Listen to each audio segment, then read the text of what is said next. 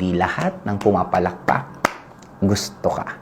Hindi lahat ng magaganda sinasabi sa'yo, kakampi mo. And that's life. And we need to understand na hindi naman nga natin kaya maging kaibigan lahat. Kaya don't ever expect na lahat ng tao magugustuhan ka. Don't ever expect na lahat ng tao maganda ang sasabihin sa'yo pag nakatalikod ka. Kasi ganoon talaga di ba parang lagi kong sinasabi para siyang pelikula or para siyang soap opera. Hindi naman magiging maganda ang pelikula kung lahat na lang bida. 'Di ba? Lagi may bida, may kontrabida. And normally, may kanya-kanya din tayong perspective sa buhay natin kasi minsan yung fake friends mo, tingin mo fake friends sila, malay mo sila din ang tingin sa'yo fake friends din.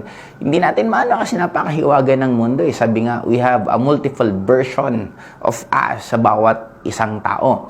Iba ang tingin sa atin ng mga taong hinahangaan tayo, iba ang tingin sa atin ng mga taong kaaway tayo, iba ang tingin sa atin ng magulang natin, iba ang tingin sa atin ng mga kaibigan natin.